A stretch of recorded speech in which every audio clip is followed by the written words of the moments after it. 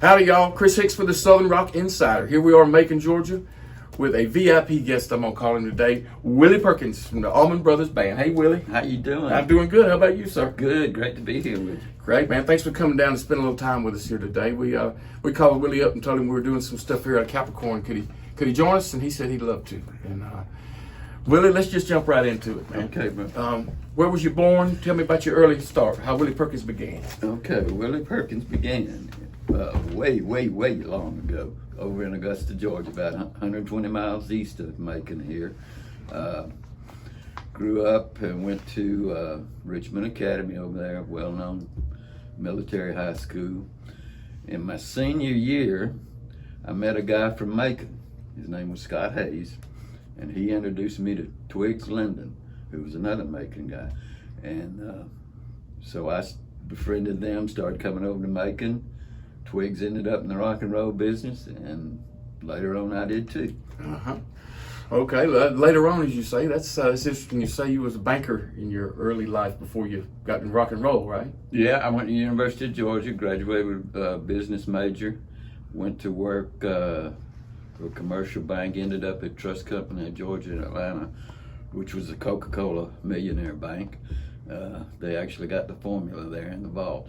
But I had a pretty good career there, but I made a mistake of listening to too much music. Oh, okay. And Twigs Linden, who had gone on to work with Little Richard and Sam and Dave and Percy Sledge, Arthur Conley, he ended up with the Allman Brothers Band, which hadn't even formed at the time, but he kept telling me about this guitar player who was just phenomenal.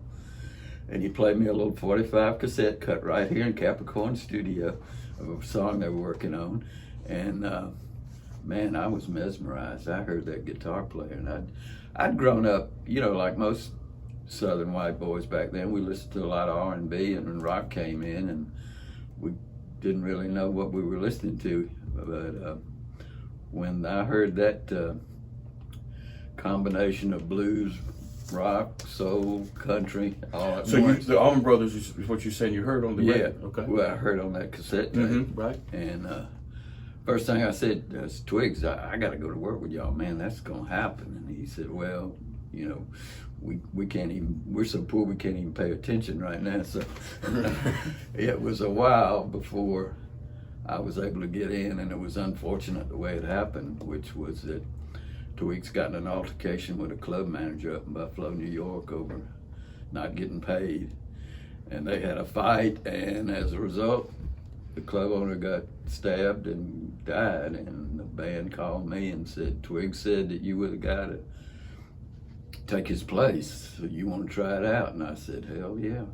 Hell yeah. Wow. So Willie, let me just run through that again. So you're a banker. Here it is, you know, pre-1970. Okay, there's a band full of hippies traveling around. Okay, and one goes to prison for stabbing somebody, and they say, "Here, you come on out and go next." So did you feel back then? I mean, we all know the story now, but back then, did you feel a calling to do this? Was it kind of a life mission for you then? I really felt like, you know, this is going to be something really big. Yeah. I love Southern music from my upbringing, you know, and I just had a feeling it was going to hit. And I didn't have, obviously I couldn't play, but I could help with it, with the logistics, and which is what a tour manager does. And so I sat down with Duane and the band up at Georgia Tech. They were playing. They had come down from the north, and I met them up there at the Coliseum where they were playing. And Duane sat me down in a little old Winnebago camper they toured in back then, and he said, you don't know what the hell you're fixing to get yourself into. He said, we are crazy. We're going to be hard to deal with. We're going to drive you crazy. But Twig said, you were the guy. If you want the job, you got it. Come on. I said, give me 2 weeks to get out of the bank. And that was it. So in those early days like that, could you see people, the music touching the people then? Was the music catching on in its own way then? It was small. You know, it's like all big bands, you know, they said, you know, they played the tables and chairs, and then they played the 6 people, and then, you know, but that was the way. I used to, at a lot of early shows, when I had a little more time on my hands, I would actually go out and sit in the audience just to see how people were reacting. And They just mesmerized people, you know. It was What a band they were. I mean, I'm telling you, I can only imagine. And so let's bring us. We're in 1970 now, kind of. Can you feel it?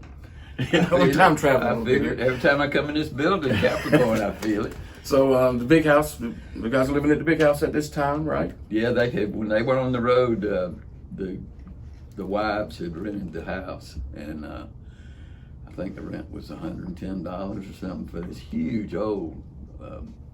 I think a governor of Georgia actually built the house years and years around 1900, and so I walked up there the first day, and nobody was there, but Duane's sister-in-law and Joan Callahan. She actually married one of the roadies later.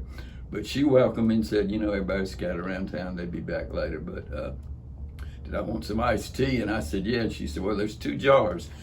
The one with the silver duct tape on it, I would recommend you not take that unless you don't have anything to do for the next 2 or 3 days. So there was electric iced tea and plain iced tea. So I took the sweet tea instead. But that gave me an inkling of what was fixing to happen. Right. Well, now that must have been a hell of a transition, and we all know how road stories go and all that. So you're kind of new on the road. You're like rookie out here with us veteran guys. I'm absolutely new. The first show we did, they sent Earl Speedo Sims with me. Speedo was Otis Redding's road manager, and he gave me a one-day crash course. Here's what you're gonna do, okay? Yeah. The main thing I remember to this day is he said, "Don't ever take your eyes off that briefcase. You know, if you do, secure it, because that's all we. We talked about this before. No phones, no computers. A road manager had a payphone and a briefcase, and that was all you had."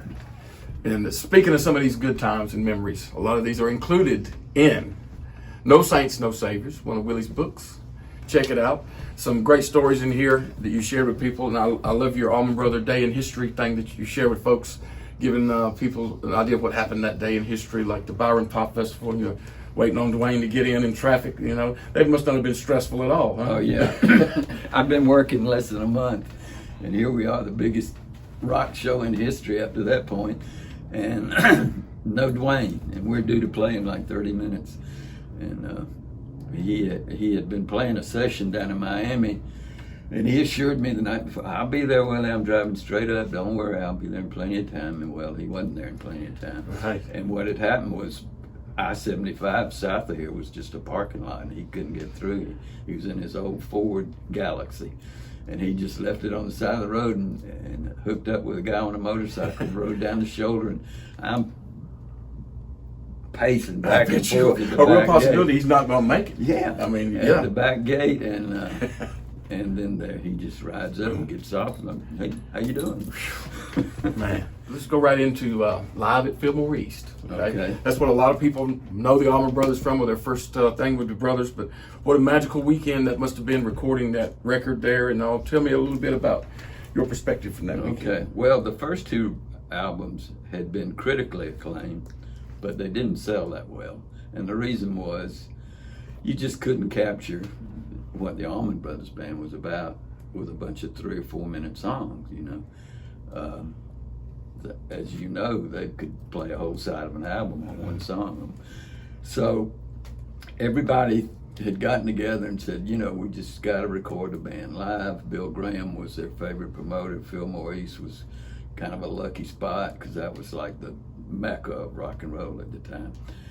So Phil wanted to do a 2-record set live and price it at the regular price for one album, which the record company went crazy and said, no, you can't do that.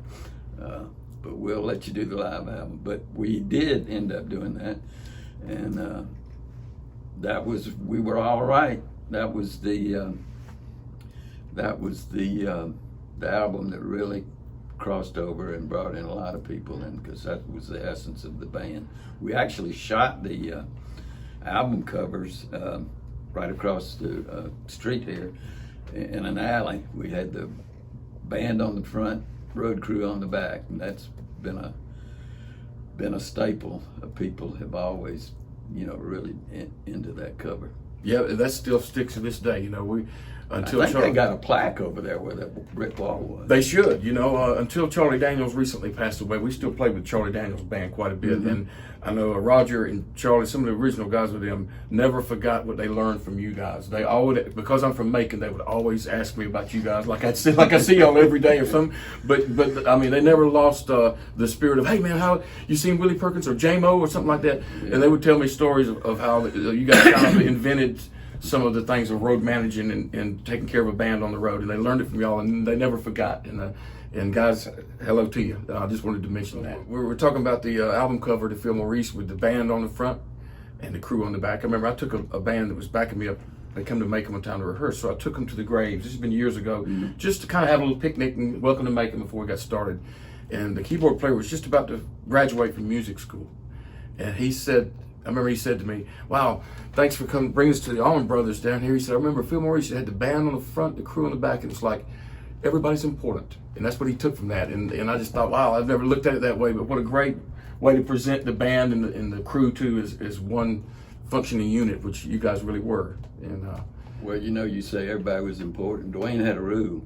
If we couldn't make the payroll because we didn't have enough money from the road, the band went second. The roadies got paid first. If there's anything left over, it went to the band. He said, we can't do it without you guys. You guys get paid first. Smart man, taking care of his crew. Yeah. That's why I take care of the crew of the Southern Rock Insider. There. The two of us that are still walking on this plane are me and Kim Payne. I don't know if you remember Cricket or not, but she was really drunk one night and called Kim Payne on the phone. We were playing this clip. She wanted me to talk to him for some reason. Yeah. She meant it in a good way, I'm sure. Yeah. So we had an uncomfortable, awkward, hey, how you doing? Yeah. But I think a lot of it because of what he's done and stuff like that. And he probably wouldn't remember that, but it was uncomfortable for us both a little bit. He's not been in real good health, but he's living down in Alabama. Of course, we had Mike Callahan, the legendary Red Dog, Joe Dan Petty, and of course Twigs, who, although he wasn't in the back cover picture in person, he was on the wall in a photograph, because that was when he was incarcerated. But he did get out. You guys are something else. I mean, he can be in the picture because he was in jail, and there's something always kind of controversial. Allman Brothers Band, but what a beautiful thing it was. And so there's three things I want to cover with you today: sex, drugs, and rock and roll. In one day? Well, we better go 3 days on that. So, well, first of all, you gotta remember the times. This was the 1970s. It was flower power. The whole country had gone through some Vietnam metamorphosis into the hippie generation. Free love, free sex, free drugs. So none of it was free, really. But that was just part of the times. And thankfully, you couldn't really get too sick with anything that happened to you. And it was just, musicians, entertainers, they're gone. They travel. They live on the road. They live by the moment. It was just a part of life. I'm not particularly proud of, being unfaithful to a wife, but that's just the way it happened. And the drugs now, they can be very destructive. And anybody that knows the Allman Brothers history knows they had their ups with the hippie LSD and, peace, love, but they also had their downs, and they had terrible downs with heroin and cocaine to a point, but mainly heroin, which is just so destructive. Willie, me and you were talking before we got started today about the whole Allman Brothers saga, as we'll call it, is full of peaks and valleys, and lots of in between them, I'm sure too. But you guys, man, you don't do anything easy. The highs were incredibly high, and the lows were incredibly low. Well, kind of like people in the service, thank you for your service. I'd like to thank you for your service and bringing live music like that to people and making the world a little better place than it was. Yeah, and, we this is such a cliche, but we did live for the music. The music was the most important thing. It was important to the guys in the band, and it was important to us because we helped make it happen.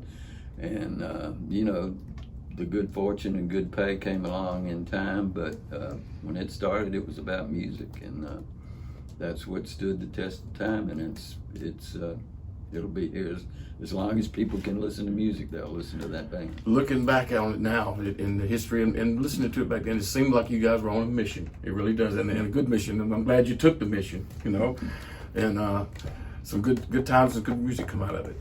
Duane Allman, what a man! What a wonderful, kind, gentle, intelligent genius he was. And there are a lot of bright lights on this earth that burn so brightly that you know they're not going to last. And he did, but he was humble, he was kind, he was intelligent, he was funny, and he was full of love. And man, could he play a guitar. He could play that thing, couldn't he? You know, I remember Allman Walden telling me many years ago, I was real young, and he turned me on to Bobby Bland and a bunch of these records we used to listen to a lot. But we were talking about guitar playing one day, and he's playing different things for me, and he kind of stops and he said, Chris, I guess what I'm trying to say is, before Duane, and he plays something similar to Wipeout or something, he goes, guitar sounded like this, you know, kind of like the old 50s rockabilly sound. And you know, he definitely changed a lot with his tone and his choice of playing. Still to this day, Duane Allman's guitar playing holds up, you know, against anything, really. Not against it, but compared to, he's just a thread of his playing is timeless. Duane used to tell me, you know, he'd get a little crazy rooming with the other guys and staying up all night, and he said, Willie, do you mind if I come room with you for So about half the time on the road, he and I were roommates, so I got to know him really good, and man, I got to hear a lot of good guitar picking in that room there. I bet you did. Hey, Berry Oakley? Berry Oakley. He was our big thumper, and he played that bass like nobody else. And he was a hell of a guy. And when you're talking about peace and love and music, I guess he was kind of the band social director. You know, he wanted everything to just be so cool and everybody so happy. And he probably had more love for Duane than any of us. And when Duane passed, he never got over it. I mean, he walked around for another year, but I always tell people, you know, he died the same day Duane did. It just took him a year to know it. What a unique bass player. You know, when I listen to original bands, especially the Phil Maurice recordings, it sounds like a big band to me. You know, especially his bass playing. It's not, I mean, it is rock and roll, but it's more like an orchestra or something sometimes, the way those guys would play with their dynamics and things like that. Yeah, I can see him now, a little skinny, 30-inch waist, and he'd be just stroking that bass. Well, you know, it's funny, in the early days, before we knew who was who so much, they almost all looked like brothers. They all could have passed. Berry and Duane kind of favored, you know, a little bit. I think they all did. You know? Well, everybody in that band was unique. I mean, you got Greg Allman, probably one of the greatest white blues singer who ever lived. J-Mo and Butch had that drum combination, and then Dickie Betts. You know, he played in Duane's shadow, but we didn't think it was in the shadow. Oh, yeah, he did mighty good. He sure did, you know. I remember Tim Brooks, you remember him? And I remember. A good friend of mine, he used to talk about when the first record, it was kind of hard to tell Dickie from Duane, who was playing solos in this, before we knew the band like everybody knows now. But they were very similar in style and tone. They were really different, but they were really similar, and I think that's what makes a good band, is everybody blending like that. Let's move on with Chuck Leavell. Chuck Leavell, the boy wonder, as Greg used to call him. He knew some of the producers. He knew Paul Hornsby and Johnny Sandlin, and he knew some of the guys over here. They had invited him over to, you know, maybe not play in a band, but do studio work and maybe hook on with a band. And he ended up in a couple of bands, but we first started knowing him when he was on the road. He played with Alex Taylor and Dr. John, and sometimes I'd see him doing the Brothers set. He'd have a little keyboard set up, not amped or mic'd, but he would just play along with the band from the back side of the stage. Nobody could see him, but I could see him, you know, when I walked around. So I knew, you know, that he was an up and comer. And of course, when we had come back to Macon after Duane passed, and we're doing some sessions, and then Greg was starting on Laid Back. And so Chuck was playing on Laid Back, but he was also jamming in the studio. He got real close to Berry, and Phil Walden said, well, you know, why don't y'all invite him to join the band? And I can remember that very day we did that up in Phil Walden's office. And he was very happy, and he immediately accepted the job. And what a great breath of fresh air he was for the band, too. Brothers and sisters. Because we knew we'd never bring another guitar player in, but to bring the keyboards in, that was great. Now, I didn't mean to ask you this question today, but since we're talking about that, I'm going to see if you can comment on it. There's a radio interview with Duane when he's talking about they're going to add a seventh member. He said, you know, but I can't say nothing about it. I can't say nothing about it. He says, you know, because he's working for this dude. He didn't want to mess up his thing. Yeah. Could that have been Chuck, you think? No, because Chuck wasn't around that much, too much when Duane was alive. I think he was probably talking about another percussionist. Okay. Lamar Williams. Lamar Williams. Come in shortly after that. As we all know, sadly, Berry passed away a year later after Duane. And again, you got to realize a lot of bands after that would have just said, the hell with it. You know, we're not doing this anymore. But there was never any thought among the brothers about stopping the band, especially after Duane, and even as much with Berry. But they did some auditions, and several guys came in, some really good bass players, but J-Mo brought in his friend Lamar from down in Mississippi, and Lamar just killed it, and they hired him right on the spot. And of course he was obviously not in the mold of Berry Oakley, but he could sure carry that bass. Yes, he did blend good. He was a good replacement for Berry, I feel to say. And actually played on some of Brothers and Sisters, Lamar did. He did. Okay. That was after Fillmore, which when the album came out, it really did well and went gold. I think it went gold before Duane even passed away. I think I got to know about that. But Brothers and Sisters was the really breakthrough album, probably. Of course, we'd done Eat a Peach, which included some of Duane on it, and some live stuff. But Brothers and Sisters was the one with the hit, the Ramblin' Man. You know, when you did Jessica, the Don Kirshner's Saturday Night in Macon, when they come down and filmed all that stuff and all, which gave Marshall Tucker its beginning in the music business. Really a great time for them to be on that show and all. But when the brothers sat in there, and I remember seeing that on TV, you can feel the levity kind of in the air with those guys of what was going on maybe at the time. Lamar was in the band by then, but shortly in there, Chuck, and the band sounded great doing the Brothers and Sisters stuff and doing some old stuff too. You can feel the weight of something going on with the band then. I don't mean that it was all bad, but it was just a lot of heavy energy that seemed to be going around on stage at the time. Yeah, they were. That's probably the beginning of some dissatisfaction, mainly creative, because Greg kind of wanted to go his solo way, but not break up the band. But he just had songs and material that just didn't fit the Allman Brothers.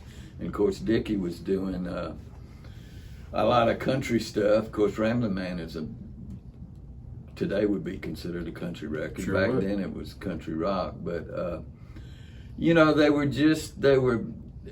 brotherhood was still there, but some of the creative juice was just starting to clash. And so that record was probably the last of the original records that really, really made it. And what a testament, I think, for the band to make such a record like that, losing Duane and Berry. I mean, what a heavy thing, but what a great record that is in spite of that, really. Yeah. Brothers and Sisters still shines through, it really does. Now, Greg's album, Laid Back, was a huge hit. He did a big solo tour behind it. Dickie had a good album. It wasn't as big as Greg's, but it did well. He did a solo tour. So that's the year 1974. I look back at that schedule and said, how in the hell did you do that? Where'd you find the time, right? Yeah, there were 2 Greg solo tours. There was a huge Allman Brothers summer outdoor. We played mostly ballparks outdoors the whole summer. And then Dickie did a solo tour in the fall. So, I mean, we were rolling, rolling. And that, of course, causes problems. Right. Because when you're rolling, you got to have something to keep you rolling. And that's when personalities, creative differences, drugs and alcohol are really starting to take a toll.